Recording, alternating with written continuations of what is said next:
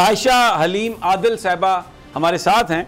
जो हलीम आदिल शेख साहब जो हैं leader of the opposition Sindh assembly में, उनकी साहबजादी हैं। इन्होंने हलीम आदिल शेख साहब से मुलाकात भी की है और इनके वालिद के साथ जो तशद्दुद हुआ, जो बेईमाना सलूक हुआ, वो टीवी स्क्रीन्स पर पूरी कौम ने देखा है और बहुत ही एक अफसोसनाक ये सारी सूरत हाल है। तो आयशा साहबा बहुत शुक्रिया। मुझे पता है कि ये बड़े मुश्किल आपके लिए लम्हात हैं, आप अपने वालिद साहब से मिली भी हैं। कुछ हमें बताइए, तफसील से बताइए कि क्या कहा आपके वालिद साहब ने और उनकी जो बज़ाहिर वीडियोज़ में जो नज़र आ रहा है बड़ा बुरा तशद्दुद किया गया उन पर। अस्सलाम वालेकुम। फ़र्स्ट ऑफ़ ऑल बहुत शुक्रिया आप लोगों का फॉर हैविंग मी हियर। पापा से मैं जब रिकॉल करती हूँ ना, मैं चाह के रिकॉल नहीं करती क्योंकि it was a very difficult moment.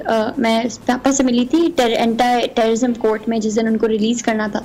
मैं तो इस सोच से गई थी कि आज सारी FIRs पे बेल हो चुकी है, जितने केसेस हैं उन सब पे बेल हो चुकी है, तो मैं उनको अपने साथ घर लेकर आऊँगी। जब आप किसी जू में जाते हैं ना और सबसे ख़तरनाक जो जानवर होता है उसके ऊपर डेंजर भी लिखा होता है और एक जंग वो बार्स लगी होती हैं, फिर जंगले लगे हुए होते हैं, फिर उसको 3-4 तरह से वो बैरिकेड्स क्रिएट करे हुए होते हैं। तो हलीम आदिल शेख को टेररिज्म कोर्ट में इस तरह के बैरिकेड के पीछे पेश किया गया था।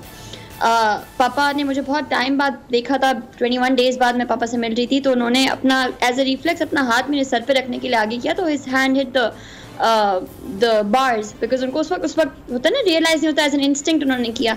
एंड ऑब्वियसली उसी कोर्ट के अंदर उसी जगह पे नीचे Uzair Baloch was there who was there without handcuffs, without in full protocol in the same court.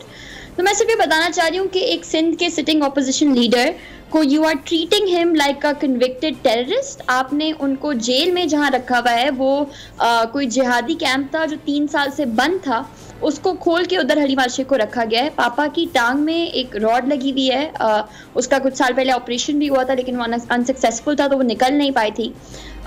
उसमें इन्फेक्शन हो गया है किसी इम्पैक्ट से, उनकी पूरी टांग, अगर आप दोनों टांगों को साथ देखेंगे, उनकी एक टांग कम्प्लीटली स्वॉलन है और स्वेलिंग से ज़्यादा ऊपर जो है इट्स इन्फेक्टेड, जो पूरा जख्म बन गया है। एंड डॉक्टर्स ने बोला that it is very likely that he is gonna need surgery. और हमने ये सारी चीज़ें सबमिट कराई कोर्ट में जज ने उनकी खुद हालत देखी कल, और जज ने ऑर्डर पास किया कि he needs medical attention right away. उनके डॉक्टर्स के नाम लिखे और जेल अथॉरिटीज़ को इंस्ट्रक्ट किया। आज पूरे दिन हम जेल के बाहर वो ऑर्डर लेके घूमते रहे। हलीम आदिल शेख को अभी तक, कल के ऑर्डर के बाद तक, एक तो 2 ऑर्डर्स पहले निकल चुके थे B क्लास के और उनकी मेडिकल अटेंशन के, कल के डायरेक्ट ऑर्डर के बाद तक हलीम आदिल शेख को अभी तक मेडिकल अटेंशन नहीं दी गई। तो मैं कहती हूँ कि अगर कोई क्राइम कन्विक्ट नहीं हुआ, आपने इतने terrorism, defamation, disqualification, encroachment, corruption, पता नहीं जितने सिंध के पॉसिबल डिपार्टमेंट्स हैं, एक डिपार्टमेंट के अंदर हलीम आदिल शेख के ऊपर कोई केस इंसर्टेड है। और मैं एक और बात बताती चलूँ, जब हम कोर्ट्स के पास जाते हैं, जुडिशरी को हम बहुत रिस्पेक्ट करते हैं और करते आएंगे, हमें कोर्ट्स रिलीफ देती हैं। कोर्ट के ऑर्डर्स हैं जिसमें कोर्ट ने बोला है कि this arrest is illegal, it's declared illegal. Court के ऑर्डर्स हैं जिसमें बोला है कि this case is quashed under penal code article I think 63 के because there is not sufficient evidence connecting Haleem Adil Sheikh to these said pieces of land. कल जब उनको परसों जब उनको रिलीज़ कर दिया जाता है, जेल में रिलीज़ ऑर्डर सबमिट हो जाते हैं, उसके बाद 2 गाड़ियां आके उनको वहां से अबडक्ट करके लेके जाती हैं। हम पूछते हैं कि भाई कहाँ लेके जा रही हैं ये आर्मर्ड व्हीकल्स, तो बोलते हैं एक और कोई पर्चा है। हम उनके पीछे भागते हैं, मेरा भाई उनको पिक करने गया था, वो सब उनकी गाड़ियां लेके उनके पीछे जाते हैं, तो पुलिस उनकी गाड़ियां रोक लेती है, उनको हरास करती है, उनको थ्रेटन करती है, हमारे MPs पे तशद्दुद करती है और उनके खिलाफ FIRs दर्ज करती है। फिर जो हमारे सामने FIR आई वो कोई भैंसों का बाड़ा है जिसका ज़िंदगी में ना हमने कोई नाम सुना है, ना हमारा कोई कनेक्शन है। उसके जो को अक्यूज्ड हैं वो PMLN के कोई चेयरमैन के लिए बंदा खड़ा हो रहा है, 3-4-5 और लोग हैं। हमने लिटरली गूगल किया कि भाई ये बंदे कौन है जिनसे हमें अटैच किया गया है, जिनके साथ हमारे किसी FIR में नाम डाला है। तो मतलब आप फेक केसेस करते हुए भी थोड़ा सा दिमाग लगा लें, because it's completely bogus. No sense of truth, no sense of connection, just because कि उनको ये है कि हलीम आदिल शेख को बेल मिल गई थी, वो रिलीज होने जा रहे थे, उन्होंने उसी वक्त मेक श्योर किया कोई डेट की ओरिजिनल एप्लीकेशन कोई मुझे निकाल के दे इस FIR की, उसमें हलीम आदिल शेख का नाम नहीं होगा जो 1.5 महीने पहले। ये इन्होंने अभी जस्ट बिकॉज वो रिलीज हो रहे थे, इनको कोई और चीज़ नहीं मिली, तो मुस्लिम लीग नून के किसी ग्रुप के केस के अंदर उन्होंने डाल दिया।